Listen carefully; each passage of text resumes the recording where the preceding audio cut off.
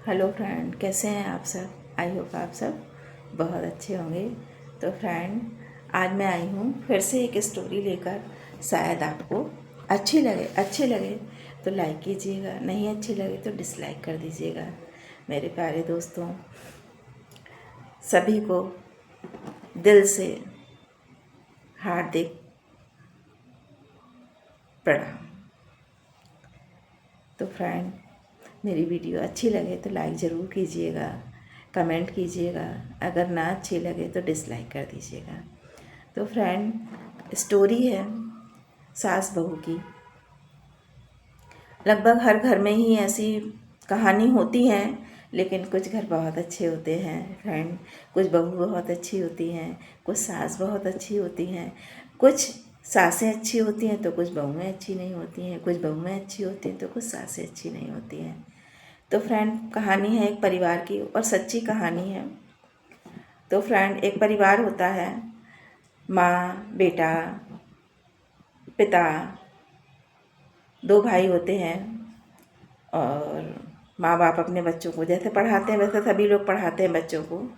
एक भाई पढ़ लिख कर माता पिता शादी कर देते, वो विदेश चला जाता है, वहीं विदेश की लड़की से शादी कर लेता है। छोटा वाला रहता है तो वो पिता के पास रहता है। तो जब पिता के पास रहता है, पिता नौकरी करते थे, रिटायर्ड हो गए, पिताजी ने शादी कर दी लड़के की। और जब उसकी बहू आई, उसका भी अपना परिवार बस गया। तो बहू भी जॉब वाली थी, अपना जॉब करती और अपना रहती, कुछ दिन हंसी खुशी से चलता रहा। फिर बहू धीरे धीरे बेटे के कान भरने लगी कि अब इनसे प्रॉपर्टी अपने नाम करवा लो, नहीं तो ये बड़े बेटे के नाम ना कर दें। अक्सर इन्हीं घर में होता है। तो माँ बाप बेचारे, उन्होंने बहुत सुंदर गार्डन बनवाया था अपनी पत्नी के लिए। तो वो उस गार्डन में जाके शाम को दोनों लोग चाय पीते। तो ये बहू को अच्छा नहीं लगता। बहू कान भरती, देखो बुढ़ापे में भी बैठे हैं, ऐश कर रहे हैं। अरे भाई, बैठे ही तो हैं, चाय तो पी रहे हैं। लेकिन कुछ को नहीं पसंद बहुओं को। और जबकि बहू करें तो वो ठीक है, सास करें तो वो गलत है। लेकिन ऐसा नहीं होना चाहिए भाई, पति पत्नी है तो साथ में तो बैठेंगे। धीरे धीरे चलता रहा।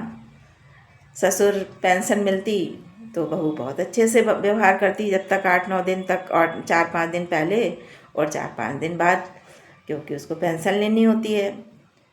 फिर धीरे धीरे माँ का किचन में जाना भी उसने दुर्बर कर दिया। सास अपनी पसंद से चाय भी नहीं बना सकती। तो सास को बड़ा कष्ट होता।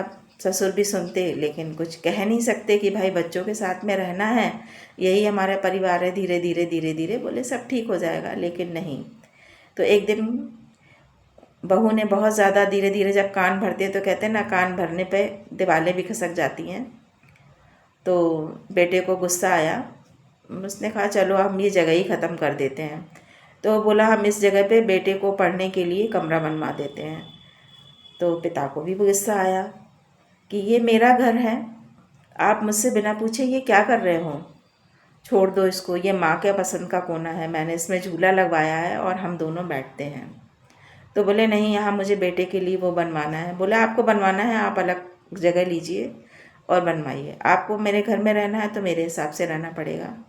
और अब आप, मैंने बहुत दिन सह लिया, अब आप मुझे मेरे घर का किराया भी देंगे। मैं आपको पेंशन नहीं दूंगा। आपको रहना है तो आप मेरे घर में किराए के रूप में 2 कमरे लीजिए, लेटरिन बाथरूम लीजिए, किचन लीजिए और रहिए, और मुझे इतना किराया चाहिए। अब बेटा सन्न रह जाता है, कुछ नहीं भूल पाता। फिर अंत में बीवी से कहता है, देखा, ये माँ बाप की प्रॉपर्टी है, माँ बाप जिसको चाहेंगे वो देंगे। हम इज्जत से रह रहे हैं तो हमें रहना चाहिए, हमें किसी को नाजायज़ नहीं सताना चाहिए। बेटे को भी समझ में आ गया, लेकिन बहू को समझ में नहीं आया। वो फिर भी किड़किड़ पिड़ करती रहती। कोई बात नहीं, कहानी चलती रही। एक दिन सास ससुर ख़त्म हो गए और कहानी का अंत हो गया। प्रॉपर्टी तो बेटों की थी, तो दोनों भाइयों में बांट ली। तो फ्रेंड, कैसी लगी आपको हमारी स्टोरी, ज़रूर बताइएगा। एक लाइक और एक सब्सक्राइब ज़रूर कीजिएगा।